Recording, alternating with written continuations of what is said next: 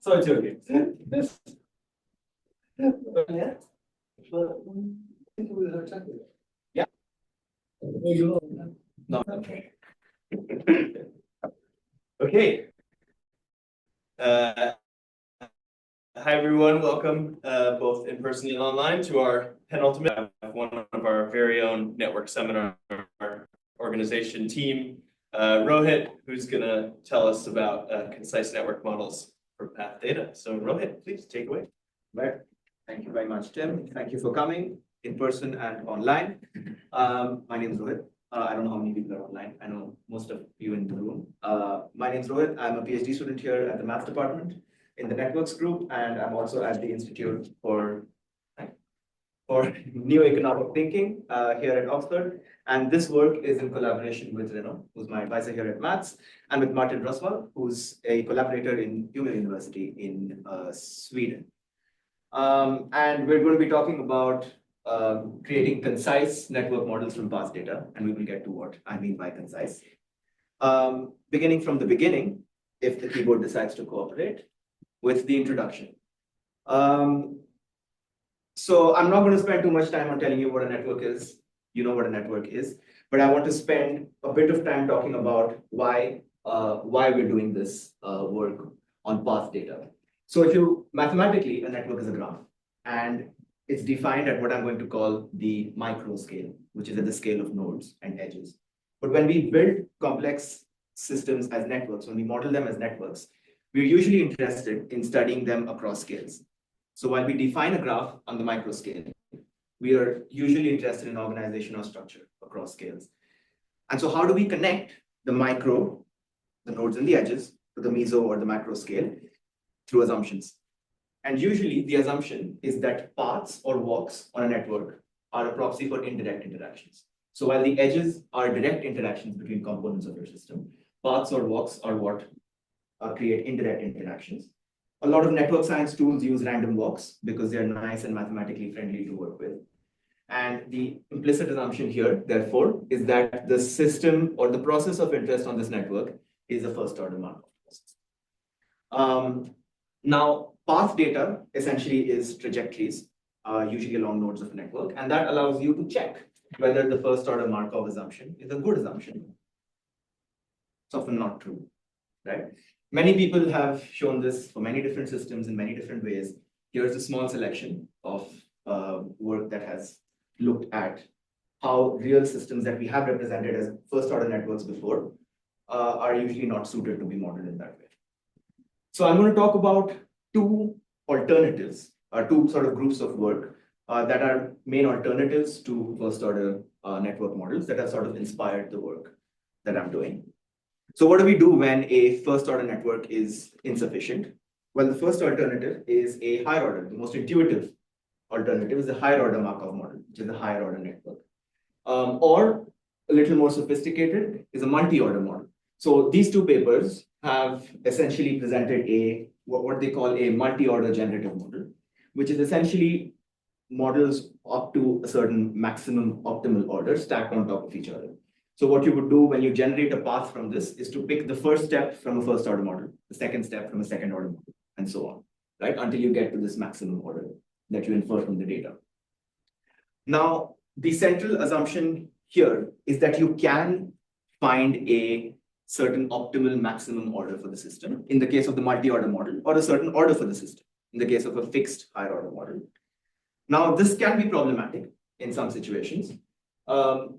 In particular, many systems might have multiple orders in different parts of the system. And even if your system has a single order, the fact is in real systems, many times you have vastly different amounts of data from different parts of the system. So you may not have the data to be able to fit the same order across the system. And that means that if you choose a maximum or a single maximum order, you simultaneously overfit some parts of the system while underfitting others. Another sort of caveat of this, or well, another sort of limitation of this method is that it's not designed to create network structure. It's designed to sample paths, and that it does well. But what we are also interested in is defining a network structure, because then we get to use all the fancy network science tools that we have.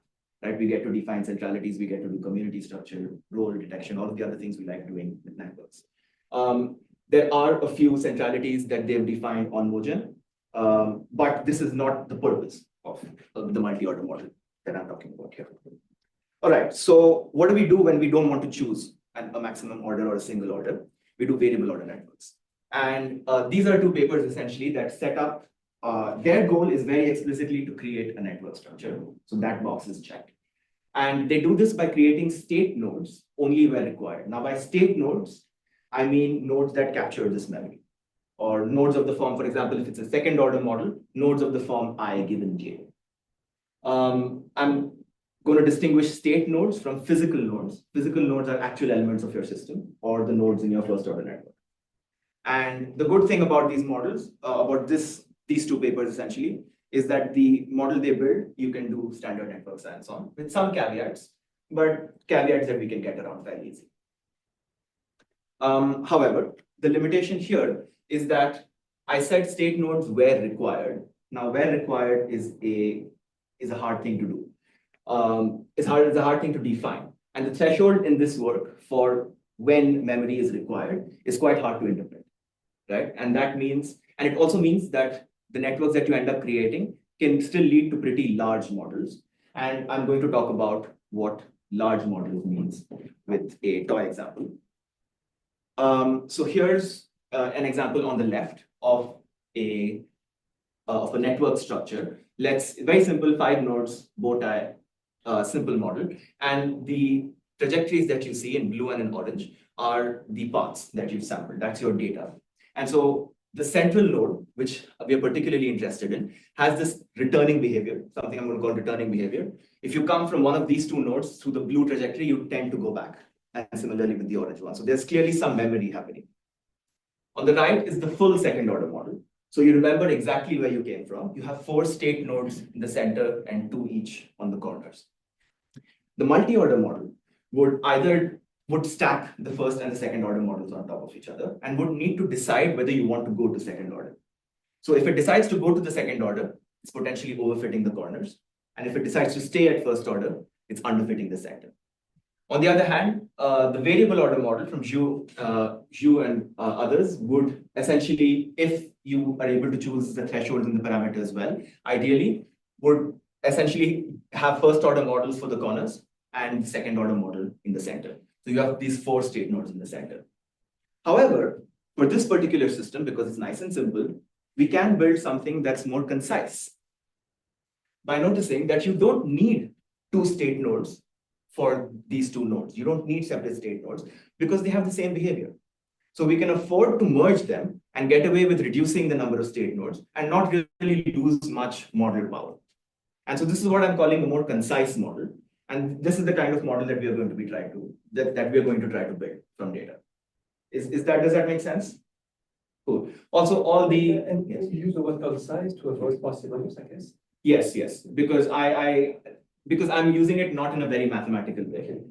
It is just I'm using it as an adjective rather than a definition. Okay. Also, credit for the nice art is to Anton Holmgren, who's a collaborator of ours in Umeå.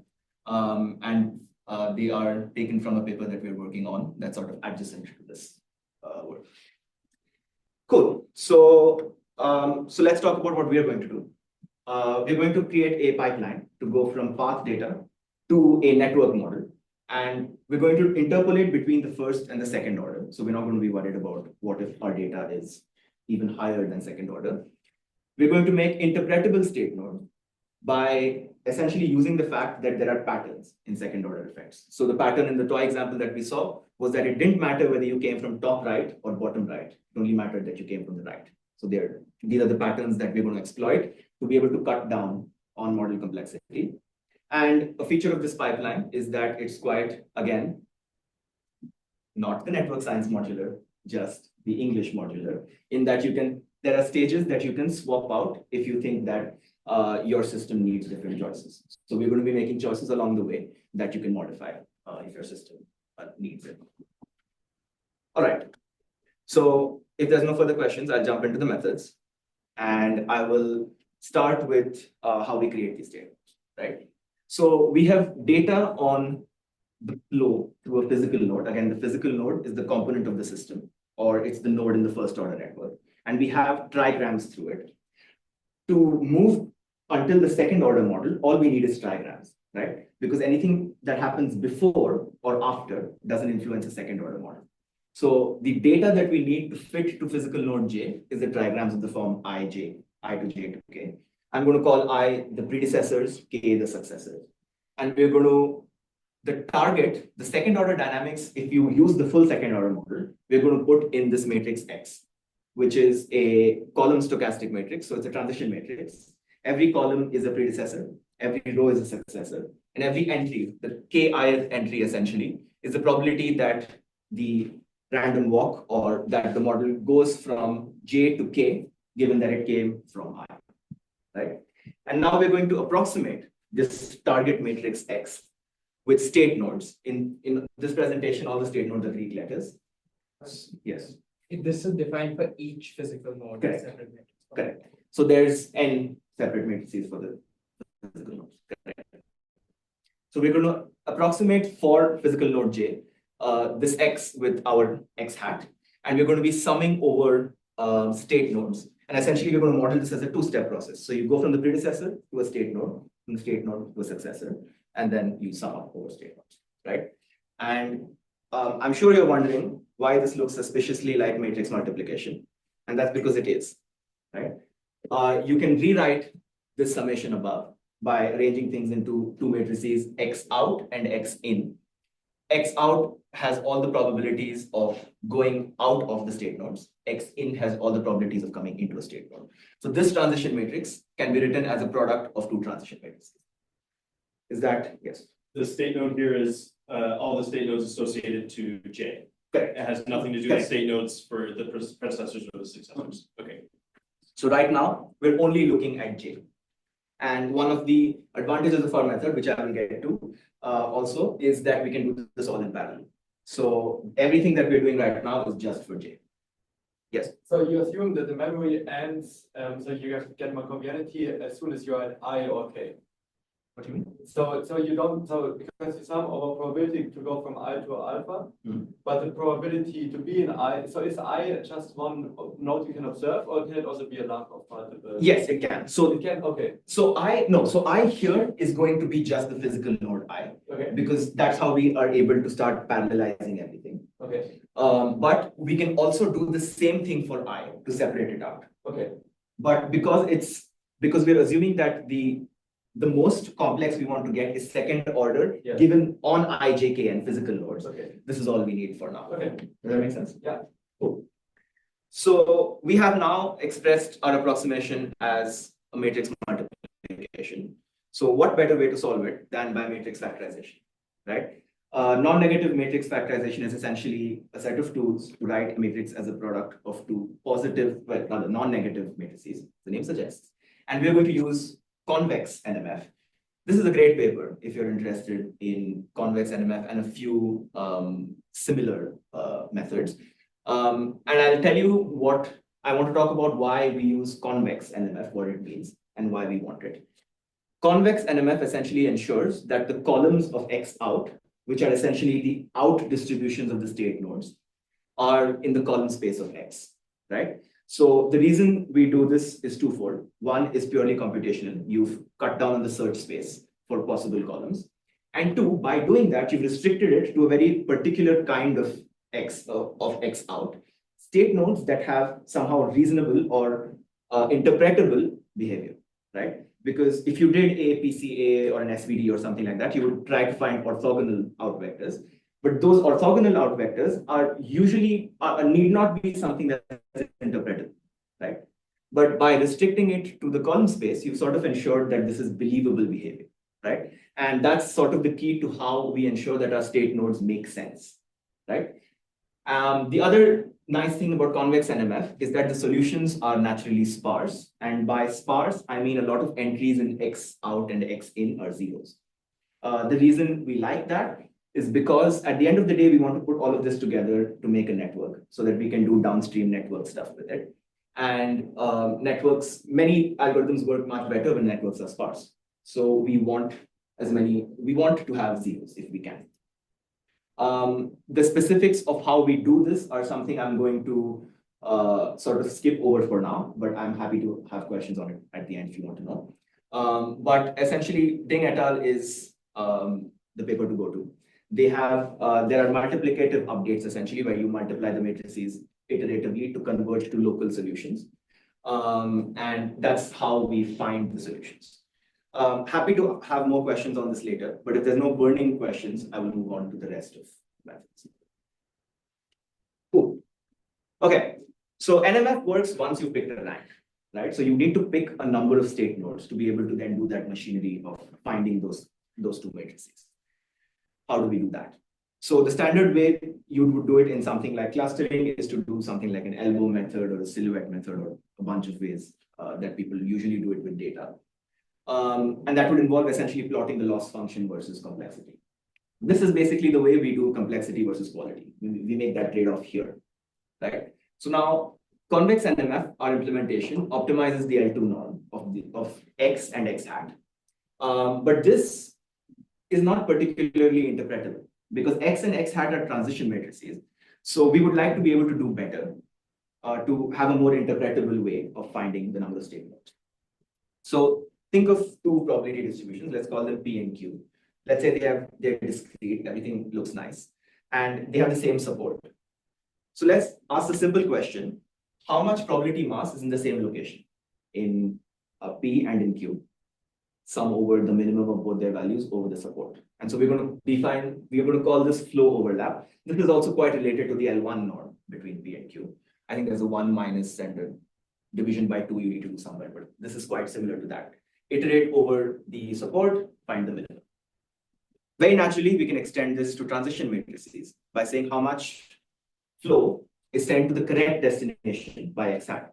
And the way you do that is by you iterate over the columns, which are the out distributions in X and X hat. You find the flow overlap, that's this part. And then you can weight every column and sum it up, right? So Ni here are the weights of the column of predecessor I. And depending on your system, again, you could make whatever assumption you want on the weights of the predecessors. For the results that we have and for our implementation, it's the amount of data you have on every predecessor. So the amount of in edges is Ni here. So flow overlap has this quite nice interpretation. So it's bounded between 0 and 1. And so this is a nice quantity to now be able to threshold because it sort of means more than the L2 norm. So the way we pick the rank is by setting a threshold for flow overlap and then finding the first rank that meets it. Is that cool? Okay. Here's an example of how this works. On the left is a target matrix X. This is an example. And what you'll see is that there are 3 kinds of behavior. So remember, every column is a probability distribution that corresponds to a predecessor. Every row is a successor, right? So you see that there are 3 sort of types of behavior. One where you transition primarily to this block, and then this block. And you'll also see that from the off-diagonal stuff, that the first 2 blocks, so the first 2 kinds of behavior are sort of more similar than they are to the third, right?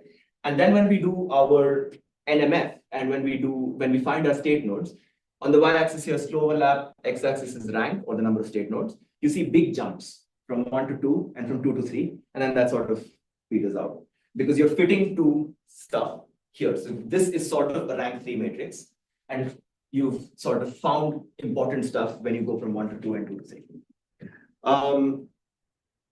So this sort of is what you would expect, but I've been talking about how state nodes are interpretable. And if these state nodes that we find are interpretable, ideally we would find these planted behaviors, right? Surprise, surprise, we do. If you at rank 2, essentially when you have 2 state nodes, what you find from X out here, this is the multiplication that gives X hat. What you find is that the first behavior identified is the first 2 groups. The second behavior identified is the third group. And once you give it 3 state nodes to play with, it finds the 3 different behaviors. And similarly, X in is basically how predecessors go to the state nodes.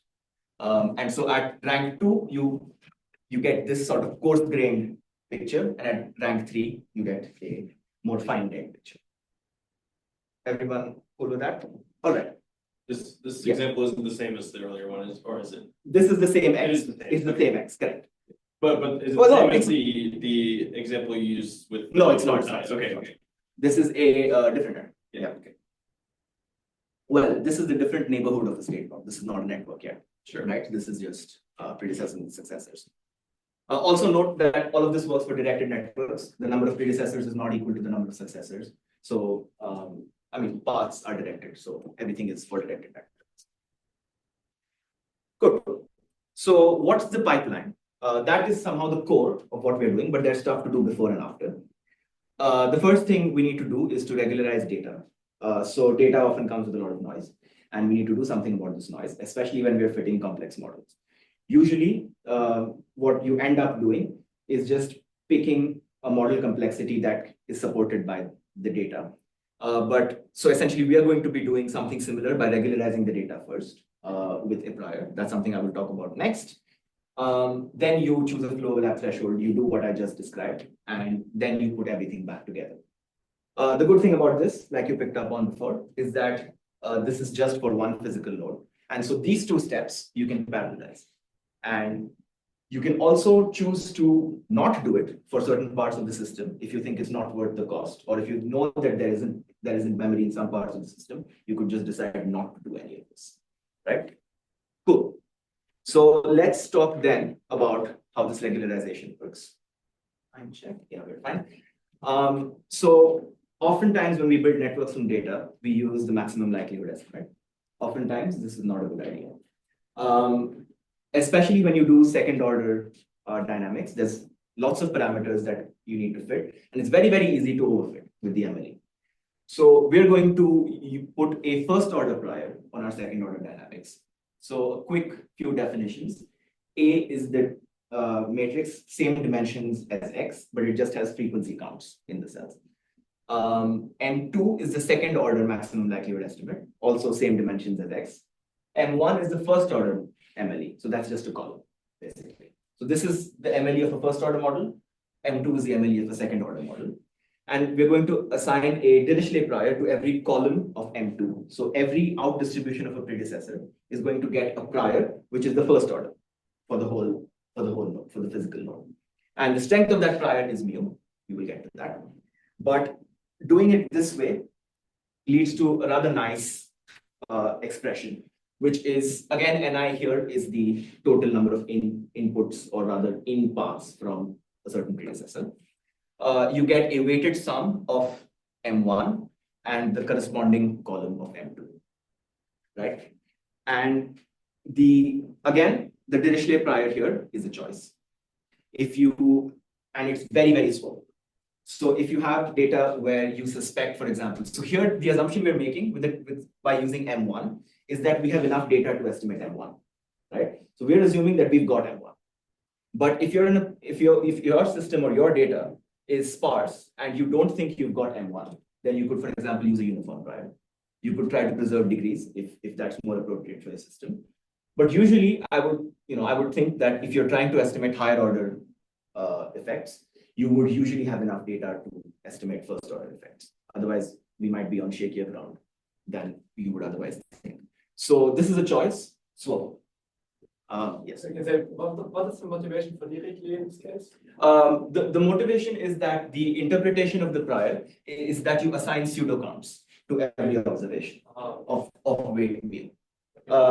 We can talk about this at the end if you'd like. But there's a very nice interpretation of the pseudo counts, and it also leads to a nice expression that's quite interpretive. So, for example, for a real system, you can plot these weights to get a feeling for how much data you have for that physical node, right? If you don't have a lot of data, this is going to be quite high, right? And this allows you to see quite nice and visually how much data you have for it. We made a choice here. We made a choice of mu, right? And that choice is very important because if the weight of the prior is too high, you wash out all the signal. If it's too low, you get too much noise. So how do we pick mu? Ideally, we have an informed choice to make. We know something about the system that helps us pick mu. And there again is where having this interpretation of pseudo counts helps, right? Because if you want to make an informed choice, it's nice to have a prior that means like something like a pseudo count or something similar. If we don't have domain knowledge to be able to do this, we use leave one out cross validation. What this does essentially is optimize the log likelihood of observing a transition given all the others, right? And then you sum up over all the transitions. And that's our optimization function for Mio. Again, this is a choice, right? The nice thing about leave one out is that there's a closed form way of writing it, and it's very easy to optimize. If your data or your system requires it, you could swap it out for a k-fold cross validation, something stratified if you feel like that's necessary. But leave one out is nice and fast, whereas things like k-fold take many iterations and tend to slow things down. All right, here's an example. If you remember the X we saw before, here's the data that generated it, right? On the top is the actual data, so the frequency counts, the matrix A. And what you see is that in every group of 5 predecessors, 2 of them are severely undersampled, right? We don't have any data on those. And so when we fit the maximum likelihood estimate, these very high values have essentially overfit to the sparse data in your matrix A. And when you put the prior in, that gets smoothed out, right? So this is our prior in action, removing columns, or rather removing these exceptionally high values that we know from here are an overfit. Does that make sense? All right, that's the prior. So let's go on to putting it all together. And this is very straightforward. We have, let's say, so alpha I here is the alpha state node of physical node I. And the weight of the link from alpha of I to beta of j is essentially the probability of going from alpha to j times the probability of going from I to beta. Does that make sense? And so these are the links that we form at the end of the day, and that's how we build our network structure. There's a small caveat here, because remember I talked about sparsity in convex NMR. In practice, all the weights haven't converged exactly to 0 before the algorithm itself converges. So there's a very simple thresholding we do in the neighborhood of state nodes to just get rid of those very low importance edges. That's the caveat, small one, before we do this. So that's how we put everything back together. So that's our pipeline. And now let's take a look at what we can do with this, right? If there's any more questions on the methods, I'm happy to answer them now, or else we can jump on. Yes. So you use that factorization, which was of that X hat, which is a stochastic matrix. So it has this rows summing to 1 or the Column summing. Yeah, column summing to 1. So but both the matrices you factorize into also are stochastic matrices, right? So does the factorization preserve that? Yes. Yes. Okay. So that's a good question actually, because the way to make the solution unique is to preserve that. Okay. Because if you don't preserve that, then you can sort of multiply an invertible matrix in the middle to make as many different combinations as you want. But requiring them to be stochastic matrices themselves means that you can reduce that degeneracy. Okay. Any more questions? Cool. Results. So we studied 2 real world systems with this method to see whether it's useful. So just to recap, what our method is good at is at finding patterns, like large scale patterns in memory. And this is great because it works. There's synthetic experiments that I can show you at the end, but are not part of this presentation for time. And so we want to see now whether this tells us anything useful about real world systems. First thing is a transport network. So our data here is flight itineraries of passengers in the US. And this is huge data set. You get around 430-ish airports in the US. And what we're interested in is modeling domestic, all of these are domestic, modeling transit behavior. And what I mean by transit behavior is movements I, J, K through an airport where it's not a return transit. So you're not going I, J, I, right? And what we first do is to find state nodes for the 5 biggest transit hubs, right? Now, the nature of a lot of data is that distributions of importance or weight are very heterogeneous. So with just these 5 airports, we've covered 42% of the transits. So this goes to show that by just creating better models for these 5, we can potentially have a big impact on the whole model because these are important nodes in this network, right? And therefore, what seems like a marginal improvement in one node could be a big improvement for the whole network or the whole model in general. So here are the 5, and this is their flow overlap versus the number of state nodes. And the main observation here is that there's a very rapid increase, right? From rank 1 to rank 2 or 3. These are big jumps. And what this means is that our method seems to be picking up on large scale patterns because within just a few ranks, we're able to get a much better solution than before. So we've clearly found something. But I've been banging on about things being interpretable. Is this interpretable, right? This is Denver. And these are the 2 state nodes of Denver. I think it's quite clear what's happening here, right?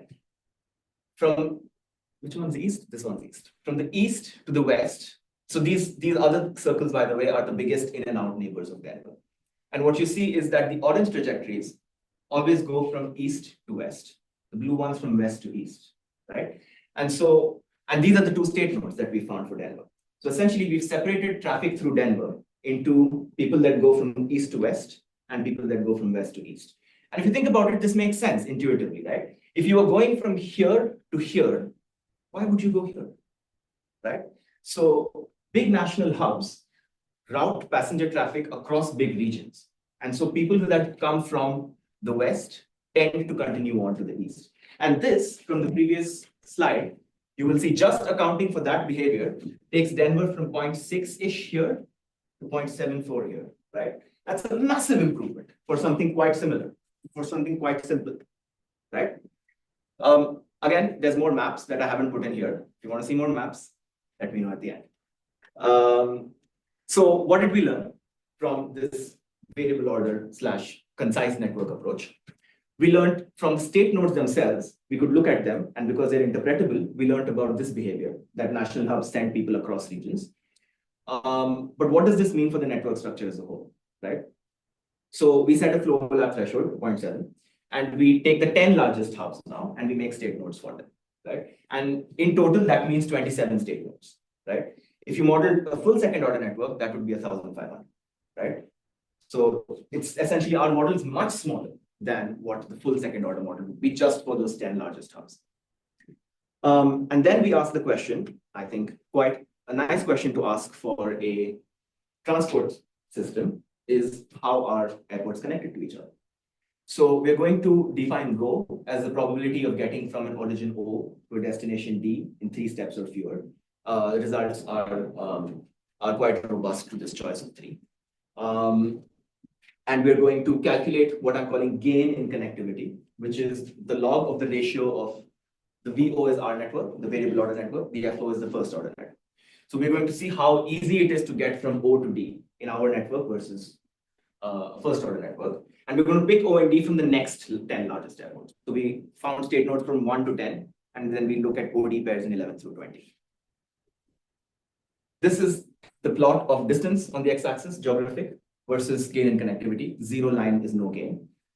And you see a clear positive trend here. And what that means is that airports that are far away tend to be much better connected in our network than they are in the first order network. And this makes sense, right? Because what we learned from our state nodes is that national hubs route people across regions.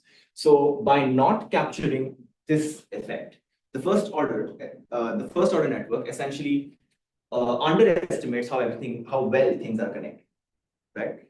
And these are rather large ratios, right? If you look at that, remember it's a logarithm, right? Does that make sense to everyone? All right. So essentially, we've learned something new by modeling with just 27 state nodes, mind you, what is quite a big change in the model. All right. Second example, a social network. So our goal here is to find groups or community structure, if you will, in a social system. And the data is the Lazega data set. For those of you who are not familiar with this one, it essentially has what we'll be using from the Lazega data is co-work and friendship interactions between a bunch of people, right? And this is just a network structure. In the flights data, we had actual paths. So we're going to be making I hope you agree, a quite reasonable assumption to simulate dynamics on this system. And the very simple assumption here is that if my friend tells me something, I pass it on to a friend. And if a coworker tells me something, I pass it on to a coworker, right? And so we generate trajectories on this system using this very simple assumption. Yes. Do you just generate like 3 trajectories? No, we generate long trajectories. But what our method eats are just diagrams. Yeah. And we are going to do community detection with Infomap, which is a community detection package that I'm also happy to talk about at the end if you'd like to know more. All right, first order network. We find 3 communities, and you have essentially the blue, the orange, the green. And what's interesting is that the LaZega data also has metadata on these people. And what you find is that all of this division rather, can be explained by metadata on work. So green are the people who work in the Hartford office of this company. These guys work in Boston. But the blue and the orange are separated based on what department they work in, right? So the blue people work in the litigation department, the orange people work in the corporate law department. So this gives credence to our network structure. We found something that makes sense, right, in the first order network. Now with our network, we find this community structure. There's more communities. Also importantly, when you have state nodes, you can assign them to different communities. And that means people can belong to multiple communities at once, right? So these are overlapping communities. And most importantly, I want to sort of direct your attention to number 4, which is the pink community. We found the groups from before, right? We found the blue, we found the orange, we found the green. But we've also found number 4 and 5, which are the pink and this color that I don't know the name of, which essentially go across the blue and the orange, right? The pink one's easier to see. You see a bunch of people here and a bunch of people here who are half pink, half blue, or half pink, half orange. And these are friendship groups, as we've found by comparing them to the links in the friendship network, basically. So we found the work groups, but we found the friendship groups that span across the work groups. And if you remember, these guys work in the same office. They just work in different departments. And so they're friends in the Boston office.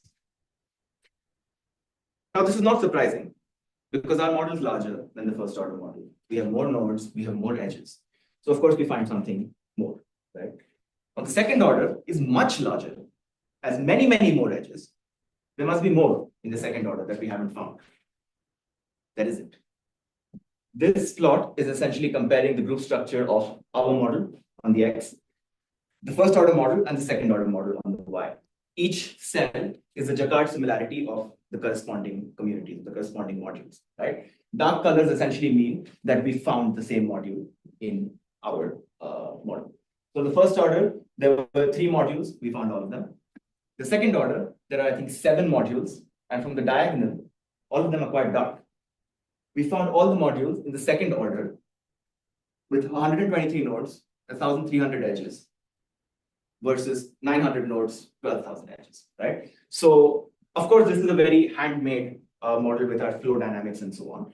But for a massively smaller model, we've managed to essentially capture all the group structure, right? I think that's pretty much it on my part. If there's any more questions, I'm happy to take them now. If there's any more stuff you want to know about, I don't know what the time is. Okay, on schedule, but there is a summary slide. There is a summary slide. It's a wall of text, so I apologize in advance. But essentially, our pipeline, what it does is it goes between the first and the second order models. And it makes concise models by finding patterns in second order effect and combining them. We have a regularization so that you don't overfit your data. The flow overlap is a very interpretable way to make the complexity quality trade-off. And it's quite customizable. So you can swap out your priors, you can swap out other choices we made along the way, if there is a way to incorporate system knowledge. I think a lot of network science tools often don't have the ability to include systems knowledge if you have some. And I think this makes it, this is different in that it allows you that flexibility. Then we did 2 experiments on real data. With the flights, we saw that we found some very intuitively plausible behavior in the 10 large hubs, which also means that our inferences for the whole network have changed quite a bit. And we found groups that are the same as the second order model for a system of flow in social systems. And both of these things we did for a fraction of the cost of the full second order model. So the key takeaway one is that there are patterns in second order dependencies in real data that we can leverage to build a more concise model. And the second thing is that we can do it with this. And yeah, that's pretty much it. Thank you for listening.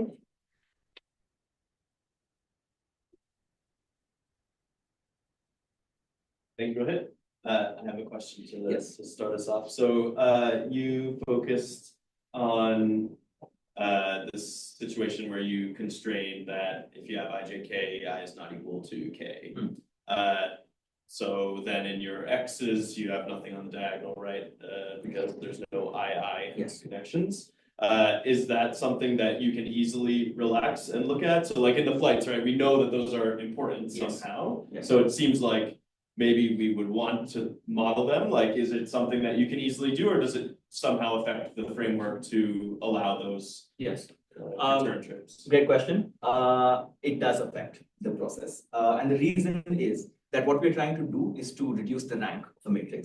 And if it's and in the flights data especially, the signal on the diagonal is very strong, right? And so it becomes a rank n matrix, and there's nothing you can really reduce it with. So ideally, I've been thinking about this because of this data, because this is somehow, it's a position dependent dependency. That's a very bad way of putting it. But essentially, the rule is very simple. You tend to go back where you came from, right? In that situation, the iji is very over observed. But in a network, there is no way of representing this without adding all of those state nodes, right? So if you want that network structure, I feel like you need to sacrifice what is otherwise a very simple thing in terms of model. If I just tell someone, there's a high chance of going back where you came from. That's a very simple thing to say. But when you want to create a network structure, because you have all the nodes, you need to be creating all those state nodes separately. So I guess the best thing you could do, I don't see a way to get away from this for this particular system. But this is something I've thought about. I don't have an answer. Yeah. Yeah, might be a stupid question, No. but so going back to picking new.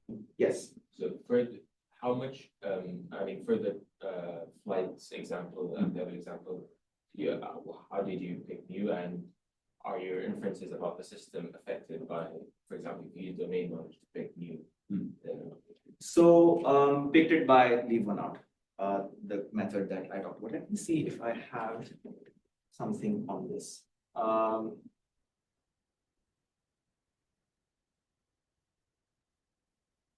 This, by the way, Tassilo, is how the Dirichlet prior works. I can send you the slide later. Okay, I haven't put that slide in. Anyway, so for most, like I mentioned, you can plot the importance of the prior versus the importance of the data for all airports. For most airports, there's a big bump around 0 importance to the prior. And there's a big bump around 1 importance to the prior. It's quite bimodal. So there are very few predecessors for which the data and the prior are sort of equally important. Either you have enough data to estimate your transitions or you don't. I haven't checked whether it's sensitive to doing something like K4, but because it's quite bimodal, I would suspect that it is not, but that is just a suspicion, I'm not sure, but that's a good idea. Tell us about the synthetic experiment. Yes, I'm happy to. Are there any other questions on, because I'm happy to talk about synthetic if there's questions online. No, Okay. so far. Synthetic experiment. So synthetic experiment was done to check whether this claim of, when I keep saying interpretable, is that true? Because I showed you in the toy example that it's true, and for Denver it seems like it's true, but it's also true in general. And that's what we checked with the synthetic experiment. Dense slide. I'll go through it with a little more explanation maybe than for the other slides. The goal was to check whether we find planted behavior. And the setup is we create an X, a target dynamics matrix, which is 50 cross 50. And to sample each column, we create a mixture of probability distributions, right? And these probability distributions are disjoint over the successors and have basically equal support. So if you had 10 successors, and you had two modes, there would be 1, 1, 1, 1, 1 for 5, and then zeros, and then 0, 0, 0 for 5, and then ones. Does that make sense? Yeah. So they're disjoint and they're uniform. And then so you take all of these modes, you have n modes, and you sample weights for them from a Dirichlet distribution, a uniform Dirichlet distribution with a certain concentration parameter, and you mix those together. This is an example of an X with two modes, right? And quite low concentration. So the higher the concentration parameter, it means that all the modes are mixed, right? Which means that it looks sort of uniform if everything's mixed. But if the concentration parameter is low, you can clearly see that there's a lot of predecessors that transition in the first, have the first mode, there's a lot that have the second mode, right? So these are the kind of X's that we generate. We move through 3 choices of number of modes, 3 choices of concentration. Concentration 1 for the Dirichlet distribution happens to be a uniform distribution, right? So that's an example of that. Here is the flow overlap. So we do this many times, we're putting the median here for every pair of n modes and concentration. And what you see is that for n modes 2, it peaks at 2 and then just stays there. For n modes 5, they grow to 5 and then sort of stay there. Things are less clear for 10, right? But I will say that they do keep rising, and by 10, they do get to a pretty high flow overlap, right? But if you think about it, embedding 10 modes into just a 50 cross 50 matrix is quite a lot of modes per matrix, because there's on average only 5 predecessors to express that mode, right? So I think n modes 10 is actually quite hard. Concentration parameter, when it's low, the main observation is that when the concentration parameter is low, the lines are lower. And when it's high, the lines are higher. And the reason for that is that when the concentration parameter is high, a lot of the probability mass of the weights is in the center. And so a lot of the predecessors look the same anyway. Right? Does that make sense? No. Yes. Yes. And so now I will tell you how we recover. What's the noise like on that one? So you play the median. I think it's very narrow. I think it's very narrow. I will check on this for you, but I think the reason I didn't put the noise in here is because you can't see it anyway. So very low, but I will check. So then we check whether we found what we put in, right? And on the y-axis is flow overlap similarity, and this is flow overlap between the state nodes that we find. Here we assume that we know the number of state nodes we need, right? So we know whether it's 2, 5, or 10.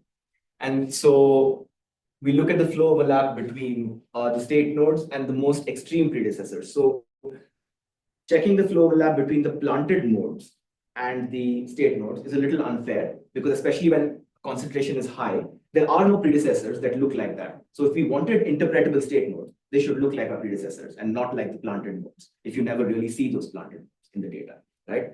So we find the most extreme predecessors and we find the flow overlap between them. And because at the end of the day, our state nodes are convex combinations of the columns, our baseline or our null model here is just a random convex combination of the columns. And what we see is that we consistently perform better across concentration, across the number of nodes. And again, you will see this is quite a remarkable behavior. So basically, when you increase the concentration, the baseline becomes better, right? And again, that's because when you increase concentration, all the predecessors look the same anyway. So the baseline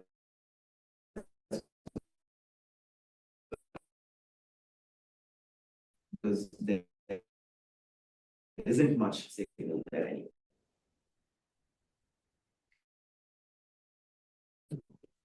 Comments, criticisms. Huh? Nice one. Nice one. I think, well, I think we've had this conversation. It was around when these choices were being made. Cool. Well, if there's. And yeah, we'll see you next week for our final seminar of the term. Next week, actually. Galicia from UCL, somebody that Carol has invited. Okay. And coming in person, so. Cool. All right, thank you.